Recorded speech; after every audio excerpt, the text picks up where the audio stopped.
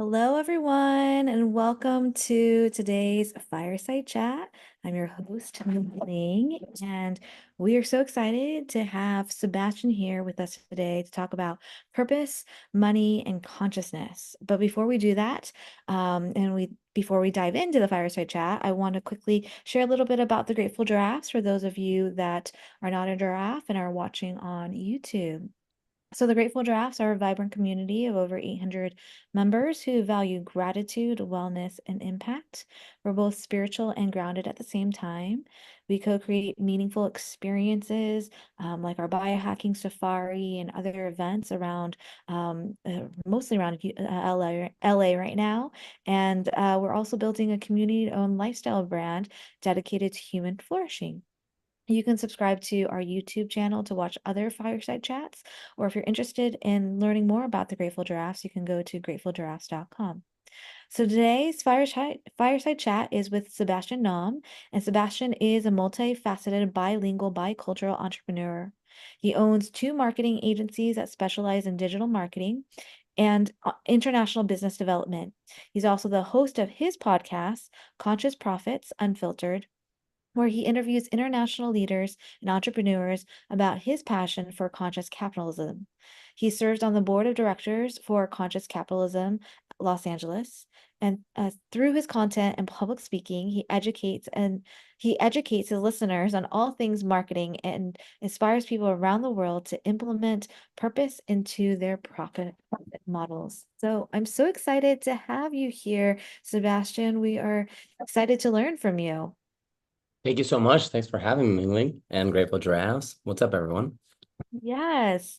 And I would love for you to share a little bit about your journey and how you got into conscious capitalism and conscious profits and the business Yeah. world. Yeah, absolutely. I've had a digital marketing agency for a very long time now.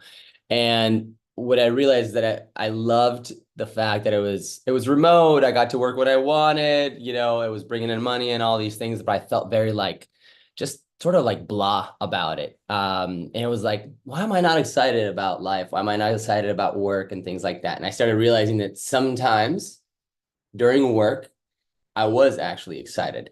And I was like, okay, I'm trying, what is the difference? Like, why is it some days or some days not? Or why is it some clients? Is it the clients? And then I started realizing, I was like, oh, it's actually the clients and the people and the companies and the movements that I'm helping grow. If I'm helping a company grow that's just there to make money and to sell its products, it was like I was very turned off by that. And if it was a company or a product that had a greater impact in the world or for community or for people or for society, and there was purpose into that company, that's when I was like, oh, this is really interesting to me. So I started kind of having some conversations around just sort of like the workspace with people about it. And somebody was like, oh, this is a thing. This is called conscious capitalism. And I was like, what? And so I read a book about it and I attended some events and I was like, wow, there's this whole world about companies that really do care about their profits. And it's not the nonprofit world. It is, hey, let's make money, but also create impact out of it. So the more we can scale by making money, the more the impact we can scale. And that's sort of where I sort of like this light bulb went off of like, wow, this whole world that I actually really care about. How can I be more involved with this? And also, how can I mix my own business into it? I love that because, as we, build businesses, I know there's a lot of entrepreneurs on here and people are building their business. We want to make it mean something. We want to make an impact. We just don't want to make more money, but we want to make a difference as well too. And I would love for you to share a little bit about, you know, um, businesses are usually measured by revenue and growth, but how do you define success in a conscious business? And how does somebody start to transition and think about that as they're growing their business inside of the space? Yeah, each business on its own can have its own way of measuring success, right? So ultimately, one thing that I think it is important to consider is that if we just take all of these sort of non-money related measures to measure success and we forget about sort of the money aspect of it, then you may have a business that doesn't flourish, that doesn't have profit, and then ultimately all these beautiful sort of impact related things that you have don't really matter anymore, because if the business isn't running, then all of your impact can't be running either. So I always do like to remind like people, like, it is still a business, right? So it's very important to have that sort of like the ROI and profit as an important, a very important thing that's going to measure the success of your business so that all of these other aspects can also be measured and matter, right? So, but yeah, ultimately there's so many different ways. It depends on what that impact is. If you are a company that really cares about sustainability, is very much an eco-conscious company, then you may have your own measures, whether it has to do with like emissions or whether it has to do with the type of packaging that it's using and how much plastic it's saving. So it really just depends sort of on what this other impact related mission is of your business that you can measure. But it even goes further than that. It even goes into sort of like the culture of the business, right?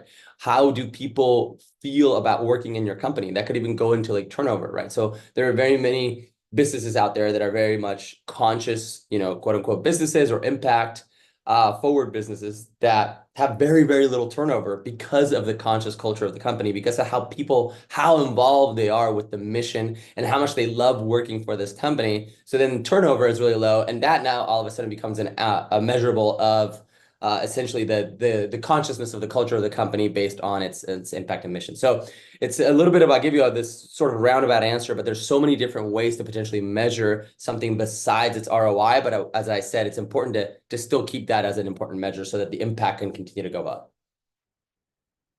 That's a good point. It's really also really personal to like the impact that you're making. And I know I've worked in the corporate world for a long time before I transitioned to my own business. And a lot of those corporate companies were just slapping on impact, like or Yeah. Susan Pullman, or like they were trying to add something as an afterthought. Like, how do you feel like a business should create their impact, and how do you spread that vision from within? Because as you mentioned, it's also very culturally based too. You can't really do it as an afterthought. What are your thoughts on that? Yeah. Thanks, Minley. Yeah, that's a great question, Minley. So one of the first things you touched on there was greenwashing, right? So uh, essentially, businesses know that, for example, sustainability is good for business. Like there's just proof, right? I believe it's something like 21%, or excuse me, companies that implement eco-conscious practices make 21% more profit than businesses that don't, right? So that's very much well known across, brands and companies. Implement some sort of eco-conscious movement in it, and you're going to make more money. And so with all of that comes all of these businesses, like you said, that are just slapping things on, right? So it comes greenwashing.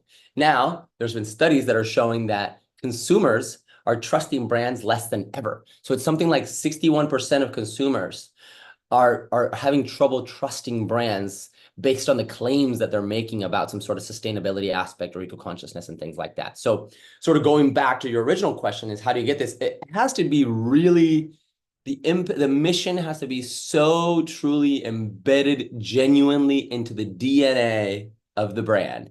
It's tough to sort of slap something on after the fact. Ideally, it's something that's how the brand or company started, with this big mission to, generate X impact along with this business model that they have.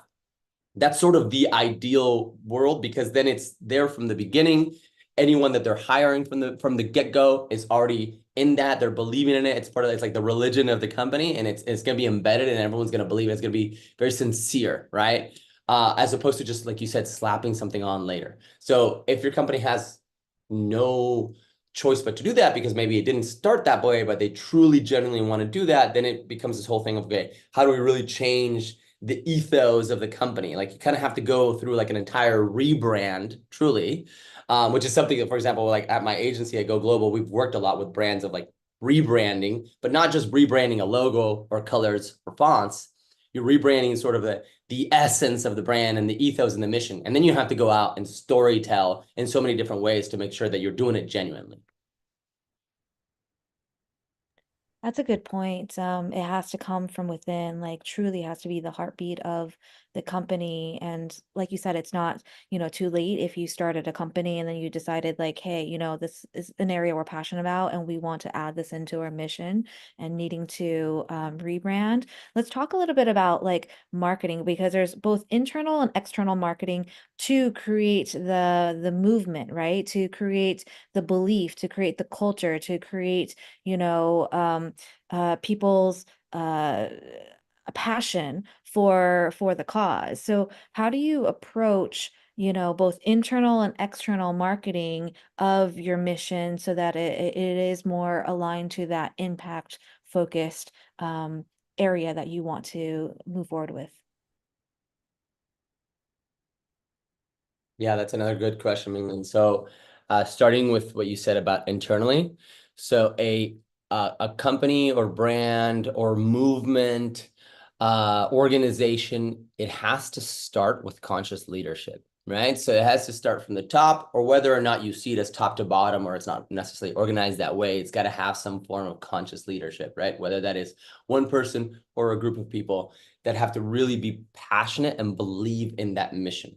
If leaders or a leader is that way, then people that are working for that person are already going to see it as genuinely, right? You typically it's tough to see some sort of a movement where everybody in the movement is sort of like egging each other on and just like sort of naturally. It typically has to happen with a conscious leader that's really bleeding that passion outwardly. So that it internally, I believe that that's one of the most important things. There's tons of other things and how that can be carried out, but I believe it starts with that, and that's probably the most important thing. And then externally it really, really, really comes down to storytelling. And right nowadays, there are so many different ways to storytell. Of course, we have so many different platforms, whether that is, different social media platforms. I think you kind of have to find your best way to tell that story. For example, like Grateful Giraffes, right, is very much a community forward, in person, through events, through parties, through these sorts of gatherings and things like that. So the storytelling is happening a lot from word of mouth. And that's a beautiful thing because I think that that's actually one of the most powerful ways, no matter what. But whatever platform you're doing it on, it has to be through storytelling because humans connect with stories and analogies better than with anything else, right? So, one of the biggest things that in marketing and branding, sort of you say that marketing is what you tell others about yourself. So whether you're a person or a company or a brand. If I'm marketing, it's this is who I am. This is what we're about. Branding is what others are saying about you, right? And so you can't go out and tell everybody what your branding is. Like you can sort of create it, right? You create it and then you go out and story tell and you market. And then branding is going to be sort of how people see you. So you have to tell those stories about the impact, about the mission. You have to showcase it. You have to, show those results. You have to tell the ins and outs. I think you have to be also very transparent. I think transparency and sincerity are huge, right? You can, even as a brand or company, you can show things that sort of went wrong in the past for you, or how you may have struggled, or something that you had to change. And I think that transparency really bleeds through, and it generates a lot of trust. And then people on the outside start to really see that you're real and that your mission is real. I love what you said about the transparency and just really sharing what is real and the perspective that marketing is what you're telling people, and then like the brand is like reflecting back. I don't think I've heard it in that way, and it's really a really good way to think about things. I want to go back to the storytelling and like how do you storytell effectively? Because some people here might be like newer to like marketing. How do you get it across like what your message is and your mission that you have? Because it's getting harder to break through. It's getting harder because there's so many areas or places that you can market, but there's a lot of noise. So how do you like start to break through the noise to be able to tell your story and have it stick with people? Yeah, that's a great question. Truly, it comes down to ultimately getting to people's emotions, right? Because First of all, it's rare. We think we're buying things or buying into things with our brains and our rationality, but it's really not. It kind of comes down to our hearts and our emotions, right? So, in the way I'm saying it, it may come off as like, oh, you're sort of like you're just trying to get to my emotions, and you're sort of like cheating your way into making me buy something. That's not the point. Your question was how we tell these stories. You tell the stories through emotions, right? And so whether that is through humor or something that's really touching somebody's core feelings of depth about, what is it, family? Is it the environment? Is it some sort of a connection? You have to get to people's emotions, right? So you're right. There's tons and tons of noise, but ultimately, you can choose a style of storytelling or multiple styles of storytelling, but you have to figure out ways to get people to stop scrolling, right? And start listening. So you have to start out your storytelling with some form of a hook or a ramp, right? So that's even in public speaking, that's a thing, right? So when I start doing a talk, whether it's a short or small talk or big talk or whatever, I never start out by saying, hello, everyone. My name is Sebastian. Thank you for coming, blah, blah, blah. Just so you know, the restrooms over here. And like never start out like that, right? So you want to start out with a strong ramp with some sort of like a big stat or something shocking or a story or something funny. So it's the same. So when you're storytelling, when you're giving a talk, when you're getting people to stop on social media, it's give them some impact right away, and then tell a story that somehow hits the heartstrings and emotions, and that's really how you're going to connect. That is really about that hook. It's like it's finding your angle about things so that it gets people's attention. I would love to go into this part about, finding your purpose, or finding like that impact, like and to it on a deeper level. Because I think some people, when they start with businesses, sometimes they start with like a purpose and they might get disconnected over time, or they find that what they aligned originally isn't quite exactly what they want to align with, and their ideas might have changed, or their own internal passion might have changed. How do you recommend entrepreneurs should connect to that passion, that purpose, or realign to their new passion or purpose? Yeah, I mean, this is also a great question, and it's something that I think about often myself. And I think that maybe the answer I'm going to give you is a bit sort of untraditional here, because here's the bottom line. What I feel like we're constantly looking and searching for outside things to make sure that we are okay on the inside. It's purpose. I'm looking for purpose. And if I find this purpose, I'm going to be good, and I'm going to be full of energy, and I'm going to be happy, and I'm going to, create with so much more passion or whatever.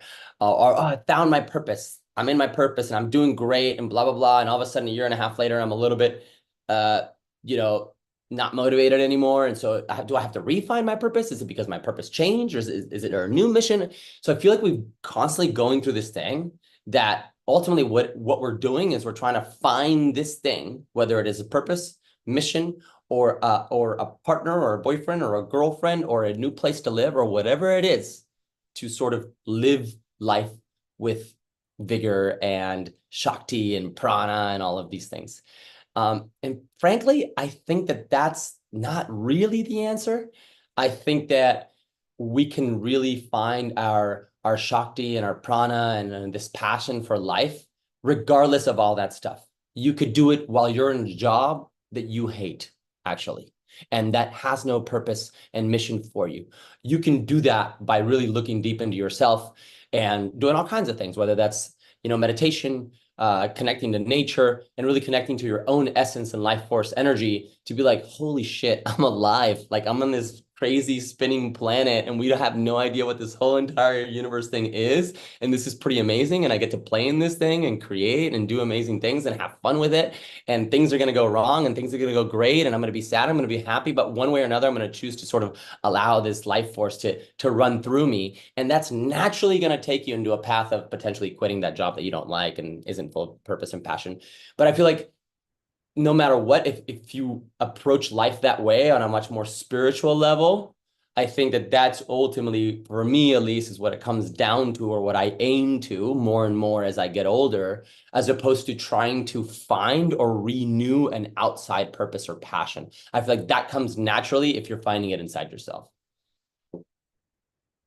That's such a good point. It starts with within versus outside, and everybody is always seeking that outside validation or that outside thing that will save them, or they'll find their passion, find their purpose. But if they focus on themselves and work on themselves, and it will naturally find them, I feel like, is what you're saying, and such a great point.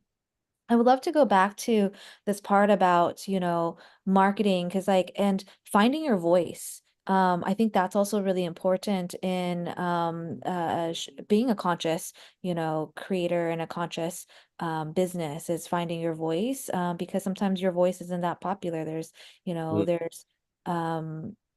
companies that are out there that were doing things differently. I think of like, when I was studying branding, like Tom Shoes back in the day, like when they were like, okay, we're gonna actually have this one for one model. It wasn't like social capitalism wasn't like really big back then.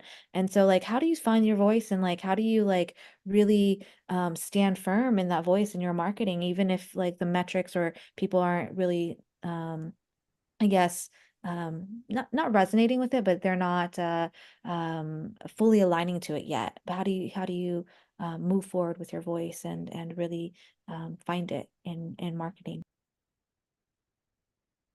Yeah, and so this whole idea of voice could go for both either brands or individuals, right? I mean, it's actually quite similar because if you look at brands from a business and marketing standpoint, what you're doing is you go in and you sort of create this brand persona, right? And you give this brand a name, an age, like who it would connect with, like who it hangs out with, et cetera, et cetera. You kind of make it a person. So we can even talk about it just in terms of a person or a brand, and it kind of goes equal.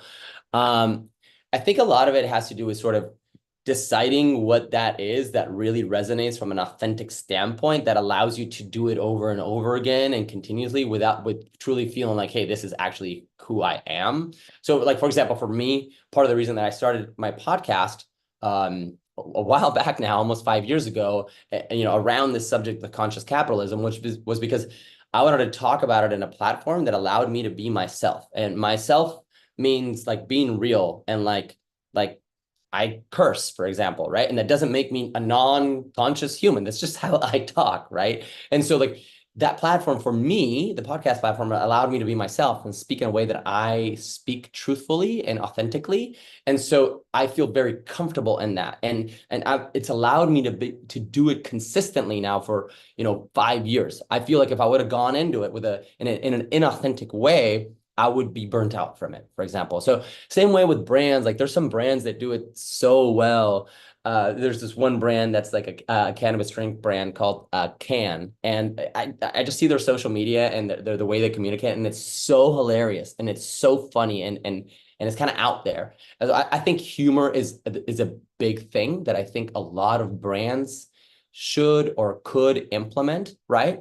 If it is in fact somehow authentically, but ultimately, like I think that humor is something that we can all connect to. So I think a lot of people can really resonate when brands sort of get a little bit like sort of step back and stop being so freaking serious and laugh a little bit about things, right? I think that humor is a beautiful way to implement into a brand voice of a company, for example. But ultimately, it just comes down to authenticity and in a way that you're able to do it over and over again, even if you hear crickets. Because I've seen also a lot of this with my friends or people that I follow on social media. I started seeing that all of a sudden, like I was like, oh wow, this person's basically been quiet their whole lives, and all of a sudden they have a voice, right? And they have a style, and I'm pretty sure it feels authentic to me, but there's crickets because nobody's used to hearing them, right? And then they do it over and over and over and over and over and over again. And all of a sudden, they start getting engagement. People start listening. People start asking questions, and they start growing that way. And it was because, in my opinion, because it was truly so authentic to them that it allowed them to consistently put it out there over and over again, even though they hear crickets. And quite frankly, like for me, And just so y'all know, sometimes I get stuff out there in a podcast that's quite successful and it gets wonderful engagement. And I get people that tell me beautiful things and I post stuff and there's comments and questions and this and that. And sometimes I put stuff out there and I get crickets too. And I've been doing it for a while. So it's also kind of like you have to develop a little bit of thick skin. As long as it's authentic and you're consistent, just go for it. That's such valuable advice. It's like, because I think people can get really dejected when they don't see results right away. But like you said, if you're authentically you, then, you know, there's nothing stopping you. You just continue to move forward and you continue to move forward, and eventually it will like pop or something will shift and people will start seeing you and hearing your voice. So I think that's very valuable. Max even said unbelievable value in the last 20 minutes. So he's really he's already loving the conversation. I love that as well. Um, since you've been in the space for a while now, I'd love to talk a little bit about, the shifts that you've seen in conscious, business, and what are the trends that are happening? Like, where is it going, and where has it been, and where is it going? Yeah, it's really something that started happening more so in the originally, I want to say I don't have the exact data on this, but like in the 80s and 90s is when companies started sort of shifting this way, when the first companies started coming out with like, oh wow, we can actually, we can build mission and purpose in a business and it can still be good for business. And so as I mentioned a little bit earlier before, it's gotten now to the point that because companies know it's good for business, a lot of them are kind of slapping it on. You're getting the greenwashing, you're getting this inauthentic aspect of it, right? So that's where it's sort of gone from original, building mission in a business in the, sort of 80s, 90s, early thousands to now, oh, wow, this is good for business. So everybody and anybody has to do it, implement some sort of sustainability, have some sort of mission, have some sort of give back, slap it on, market it, whatever. And so I think where it's going is that I think it's going to a place that most brands and businesses are going to have to do it. Like, I think that 20 years from now, we're going to see that today we're in, so for example, for us, a lot of us are in LA and we're in this sort of echo chamber and, sort of circle bubble of mission driven CPG brands, for example, right? You go to the grocery store or you go to like an Air One or a Whole Foods or whatever, and tons of the packaged goods that you're seeing have a mission, have a give back, have some sort of sustainability, have some sort of, do good thing, which I think is amazing. So I think we're in a place where the rest of the country and world, a lot of the world, Europe's already caught on to that, but we're going to be seeing more and more and more of these brands that have a mission and purpose. And then we're going to see more of the old school brands that are implementing it. So what's next is going to be that deciphering of authenticity, like what's really happening, right? So how is that going to happen? I'm not exactly sure, but I also there's just so many amazing content creators out there too that are sort of out there exposing brands and exposing movements that are inauthentic, and others that are telling beautiful stories about the brands and companies that have these amazing missions as well. So I think it's in an inevitable like spot of like more, it's going to happen more and more and more with businesses. And we're going to have to figure out a way to decipher what's real and what's not, because brands know that it's good for business. So it's happening now. It's going to keep happening. And I don't see it like really turning back. That's a really great point that you just mentioned right there. Like the brands are gonna have to do it regardless if they want to or not. It's just gonna be part of it, but it's how they do it and how authentic they are. But one question that popped up in my head when you were talking about like people are exposing like brands that are not like working, or people are talking and sharing the stories of other brands is, how do you start to get that word of mouth movement within your brand? Because I think that's important as more people are seeking that authenticity. There's more influencers these days, or even micro influencers on all these platforms. How do you start to, I guess, utilize their voices to support your mission and sharing your message and being your brand advocates? Because I don't think we talked a lot about having brand advocates, but I think that's also really important to build into your business. Yeah, you mentioned, influencers, you mentioned micro influencers and brand advocates. These are all terms that, at my agency we talk about all the time, and even like with the brands that we work with, right? So we work with a lot of purpose-driven and mission-driven brands, and we're trying to get the word out for them through influencers, through micro influencers, through how do we turn these influencers into actual brand advocates, right? And brand loyalists. That's really where the magic happens, right? You can have a budget, you can go out with a budget, and you can pay people to talk about you, right? That's sort of like the basic, like 101 into influencer marketing, and getting others to talk about you. Now, that can come off as authentic or inauthentic, depending on how they go out and create that message and how they expose the brand for you. The magic lies in, okay, how mission driven really is your brand, and how much does that creator or influencer or micro influencer connect with that mission? If they connect with the mission really well and they really truly believe it, they're most likely going to tell your story in a very authentic and creative way. People that are listening out there are going to be hearing that story, and they're gonna be more likely to sort of like buy into it and believe it, right? Now, that happens just once. Usually it just kind of gets lost.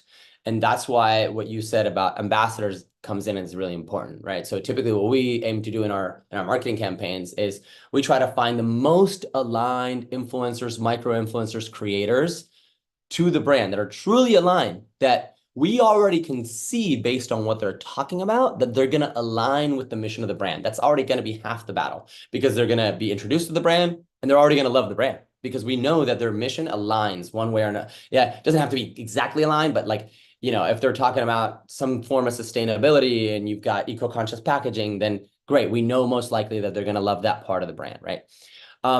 After they start creating content, it's it's it's seeing who are the ones that are creating the best type of content and most authentically, that are connecting the best with people, and then forming long-term ambassadorships and partnerships with those creators.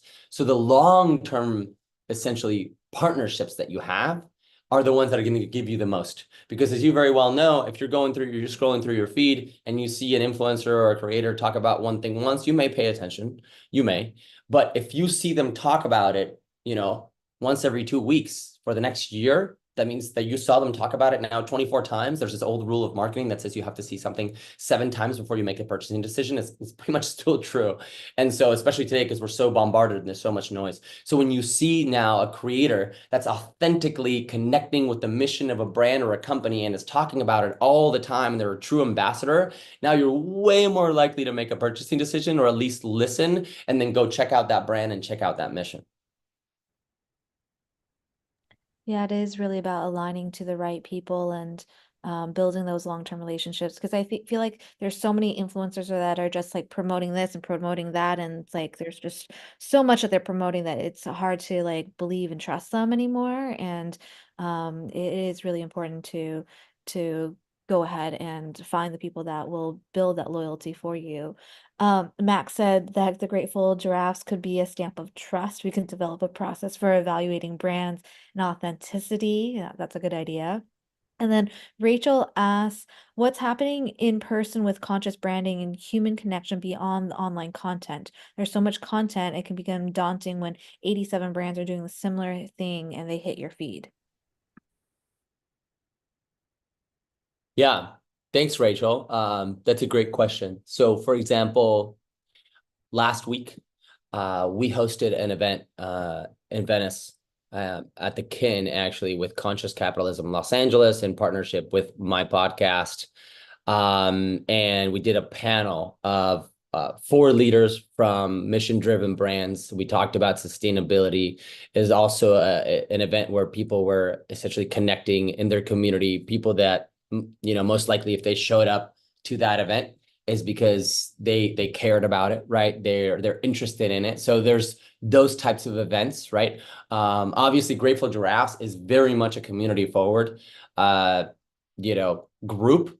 And so I think it really comes down to, doing a little bit of research and finding out, and how, like, who do I want to be connecting? What are these brands that that are doing community. I think more and more we're seeing brands that are doing more community-based things. And I think this is essentially thanks to the pandemic, because I feel like post-pandemic, everybody craved it so much that more and more it's just like part of what brands are doing. For example, on that panel, I had the head of experiential marketing at Rivian, right? So Rivian is an electric vehicle company, and they do so much in terms of these sort of experiential community-based events to foster human connection. And one of the things that he was talking about was that he was surprised to see what happens when you sort of provide an environment for people and then let them take over, right? And so they were shocked to see how many of these actual in-person communities were taking these experiential events and forming like clubs from it, and then forming meetups from it, and sort of taking that beyond. And they were all people that were very much caring about, they loved their sort of EVs and eco-conscious vehicles, and was all about sort of like exploring nature and hiking and being connected to nature, and doing it in a sustainable way when they're driving, et cetera, right? So it was sort of like an example of taking that into an actual human experience and then allowing humans to kind of do their own thing with it. So I think that's a good example. But yeah, and ultimately it's sort of what else did you say on there? You said so much content can become daunting when 87 brands are doing this. Yeah, exactly. So I think that in general, not a ton of brands are taking it to the in-person community type of events. So I think that in-person community events, even if they start small, are super important and are really making people feel connected. Yeah, I also feel that way too because there's such a different level of connection when you are can see the other persons, can see the ambassadors or the brand people and like talk to them and have a community of like-minded people. I think just it goes back to like the word of mouth and the experience, like you mentioned. I would love to go into like some examples of like conscious companies that have done a really great job of, putting themselves out there, creating brand advocates, creating like a movement. I know this is not necessarily a conscious company, but I feel like, like Stanley Cups, it went from like the small company, there's like all these case studies on it, and then it became like this big company because they aligned to a certain demographic who like is now has like 20 Stanley Cups at home, when it was like more male dominated. But like, have you seen like a conscious brand that has created that shift, that momentum, that movement forward, and done it really well? And can you share a little bit about what they did? Yeah, the most sort of classic example of a conscious brand is going to be Patagonia, right? They're obviously they're massive, so sometimes it's hard for us to sort of relate to it.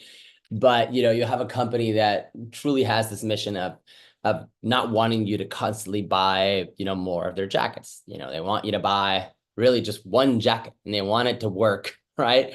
And they have certain, and I don't know like all of their exact policies, but they have all kinds of ways for you to really just want to be able to just wear that jacket pretty much forever. They do everything when it comes to like commitment to ethical manufacturing, sustainable materials, and then they have so much when it comes to environmental stewardship, right? So they've done so much, and they've really essentially put their money where their mouth is, to where that's sort of this like staple, ideal, conscious brand per se. You mentioned Tom's earlier. Tom's was actually, that was one of the first books that I had read on the subject, because Blake, the founder, the original founder of Tom's, sort of created that one-for-one model. Now, I think that they're a great example of a company that started doing something. There's a lot of evidence out there and kind of data that says that doing a one-for-one model isn't necessarily the most conscious thing. And then sort of like some challenges came from that by just going out and just donating tons of shoes in places where, there's a whole thing about it. There's pros and cons to it, but I still think that doing something is better than doing nothing. But that was one of the kind of like the original brands that was doing it. There are so many brands that are doing this out there today. So, for example, Homeboy Industries is a brand out of LA that originally they're kind of like their whole thing was employing ex-convicts or people that had been in jail. So essentially what they were doing is, from a social impact standpoint, they were giving sort of this quote unquote second chances to people that typically have a very hard and difficult time getting a job. So they were giving all these people that have been in jail jobs. And they had different parts of Homeboy Industries, right? So Homeboy makes like, if you go to the grocery store today in LA, you could see that they have salsas, for example. So there was this sub brand of like salsas and food, and so you have all of these people making these salsas and things like that, and they were using like organic ingredients, et cetera, right? Then there was Homeboy Threads, for example, and Homeboy Threads is another subdivision of Homeboy Industries that gets all of these pre-incarcerated people that are working on the job, and they're helping um, other brands going through like not just like reusing and upcycling and choosing the right threads and things like that. Because, for example, for clothing is one of the most, it's like one of the dirtiest sort of most unconscious industries out there in terms of the dyes and the waste and all kinds of things that happen. So then you have big companies that manufacture a lot of clothes that go consult with somebody like Homeboy Threads on the types of materials that they're using, how to reuse it, how to sort of like maximize it and things like that.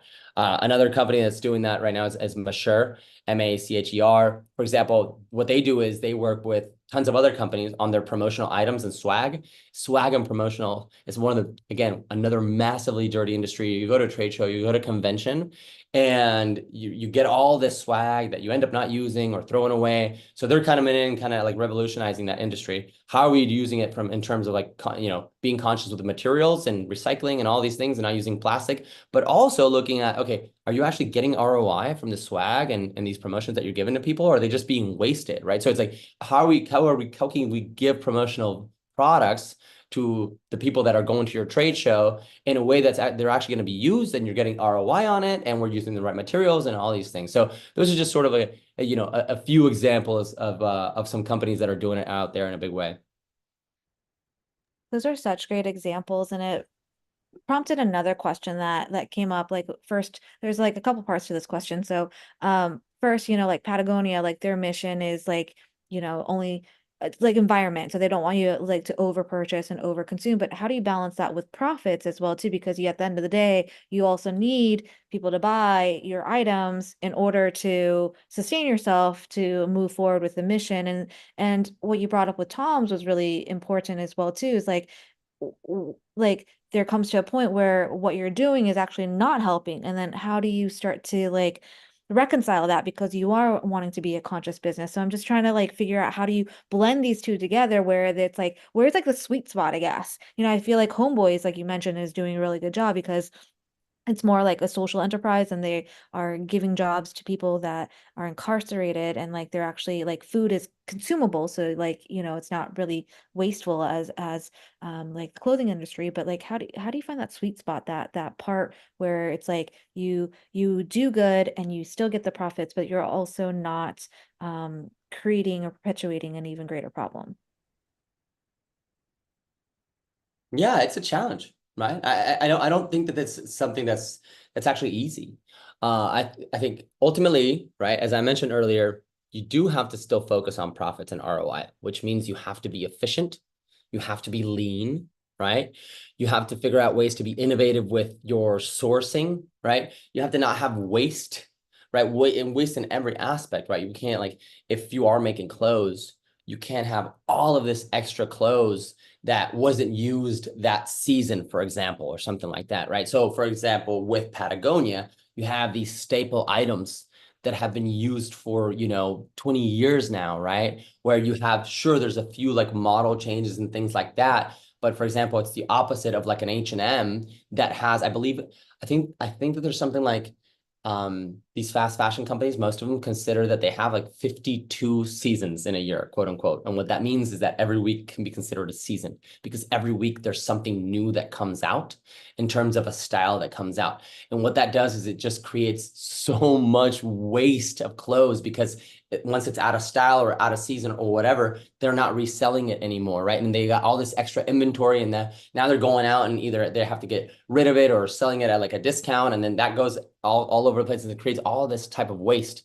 So there has to be sort of this way of like not generating and creating waste, right? That's a big thing, right? Like not overproducing things that you're not going to sell. And that could come from things like on-demand type buying. More and more, we now see brands that, like, if you're buying online, you can be buying like not from necessarily some sort of a massive stock that they have. Like there's stuff that's essentially being, created for you as you're buying it, or they have very, very little inventory. For example, we have a great brand that we've been working with for a long time. It's called First Light Farms.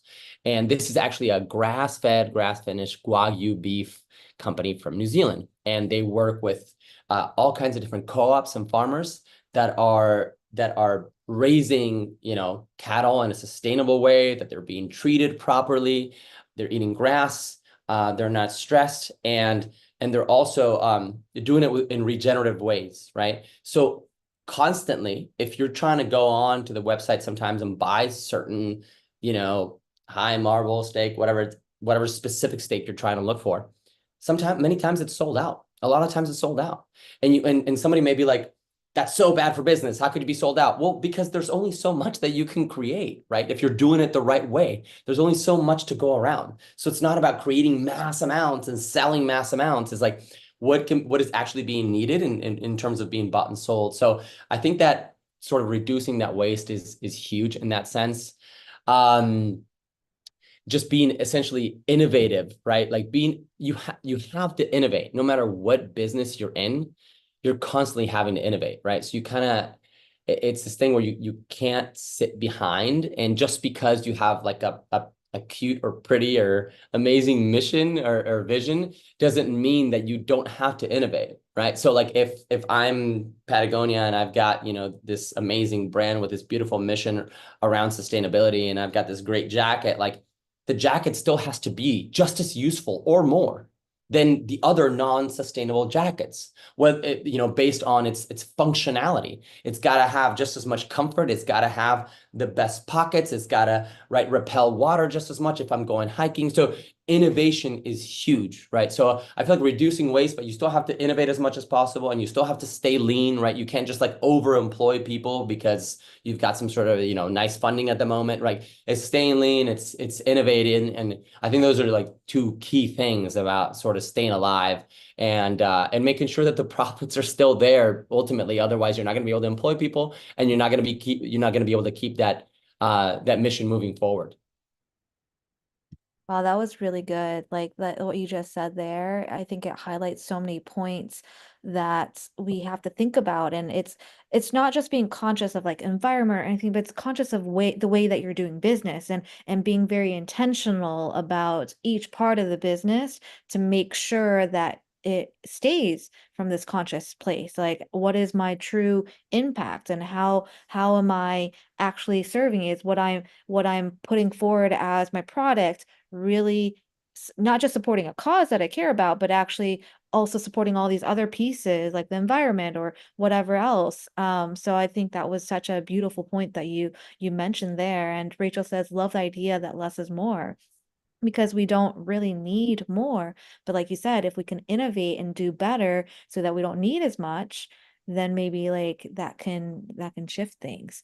So yeah, I was just like, oh, I love the way that you put it all together. What advice would you have for somebody that is starting out on this journey to create a conscious business? I'm even thinking of like, the Grateful Giraffes, as we're still in our early stages. Like what is like a founder or like somebody who wants to create this change, what advice would you give them to make the step towards creating a fully conscious business and building that conscious business? Yeah, I think you have to really sort of look deep and figure out like, what do you really care about, right?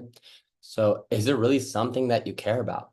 Is there a mission that you can get behind, like an existing mission, perhaps, that you want to get behind and help feed and help improve and kind of move forward? Or is it a new thing or a new problem that you see that others don't that you really want to solve? You still have to solve a problem. Like no matter what, you have to solve a problem, both from if there's a mission, there's sort of a problem that you're trying to solve in the world, perhaps community, um, environment, whatever that may be. But then you also have to solve a problem to the consumer. If you're not solving a really good problem to the consumer at, you know, doing it well, then you're also not going to have a business. So I think you have to figure out like, am I really solving a problem? And how much do I really care about this problem that I'm solving? I think it's quite simple. I mean, quite simple. I mean, in terms of the questions that you should be asking. What do I really care about? Is there something that I really want to get behind? And how am I solving a problem? I think that's a really good place to start because I think a lot of the times we think that we can make something pretty from a branding standpoint or a marketing standpoint, and we think it's going to sell. But is it really solving something? Is this also really tied to a mission that I really, really care about? Because if I really, really care about it, I'm going to be a lot more motivated to keep going at it. And if it's really solving a problem, I'm convinced that ultimately people will see that value and buy it. Yeah, you're right. At the end of the day, like we have to solve problems because that's how people buy as well too. And from the storytelling, it's like, but they have to see that there is a problem to buy the thing that you're talking about. I think that's such a good point. Um, how would, somebody like find out more about conscious business? Like where do you start? I know your podcast, we can talk a little bit about your podcast, but like where should people start to research if they want to find out more about this movement, bringing consciousness to business and bringing that together and bridging that gap. Yeah, thank you, man. Definitely, like, in terms of myself, yeah, just come find me on social media. If you just search my name, really, Sebastian Naum on any of the podcast platforms, you can find the podcast. There's a lot on there. I've interviewed a lot of conscious and intentional leaders in different movements. So there's a lot you can find out, definitely on the podcast. Um, in terms of movement itself, I'm part of the board of Conscious Capitalism, which is a worldwide organization. I'm on the board of the LA chapter. Definitely, that's a movement that aims to educate as much as possible about this whole idea of mission driven business. Yeah, I mean, these are two great resources. Ultimately, just go out and maybe GPT some great books on the subject, and maybe read something that may inspire you, or look up some conscious leaders that are doing it in a big way. Go out and look up maybe the story of the founder of Patagonia, for example, and like get inspired that way. There's so many different things you could do in there. There's so much out there nowadays in terms of this aspect of consciousness and business that I find it very inspiring. And as we said earlier too, is sort of make sure that you're at least starting out with a very much a vetted movement or company or leader, so that you really get that a very authentic one, so you're not kind of falling into the greenwashing that we were talking about. So yeah, I'd love for you to come join me. Find me on Instagram, Seb Nam. But yeah, if you just search my name, and I'm happy to share any further resources with you to sort of get inspired and started with this stuff. Thank you so much for this amazing talk. I think I can speak for everybody that's on here, like that we've learned so much about this movement and really thinking about business in a different way and allowing us to build a business that is more impactful. And really want to thank you for your time and all your work that you're doing to spread, consciousness onto this planet through business. And I think that's so important and so needed as humanity wakes up and humanity becomes more conscious. You're really at the forefront. So thank you for all the work that you do. Thank you for, all of yeah, your heart and soul that you're pouring into this. And we just really appreciate you for being on today. Thank you. Thank you. Thank you so much. Really appreciate you, Min, and I appreciate the Grateful Giraffes and the community, and for having me on, and also for wanting to have this conversation. I think it's an important conversation. I think that we think about, I like to think about business and spirituality a lot of the times together. I think that that's a concept that may be a little bit gnarly for some people in terms of like, what do you mean? And I do think that business can very much be spiritual, and it has to do with sort of everything that we were just talking about, right? A greater mission, a greater purpose for our communities, for our people, for our planet, and mixing that into business. I think that this is truly the way for us to move forward and to elevate our consciousnesses for humanity. So thank you again for having me. Appreciate you. Thank you so much. Thank you for being on, and thank you Thank you so much. everyone. Thank you Thanks, for Anna. being on. Thank you, Yana. And we'll see you on the next Fireside Chat. Thank you, everyone. Thank Bye. you.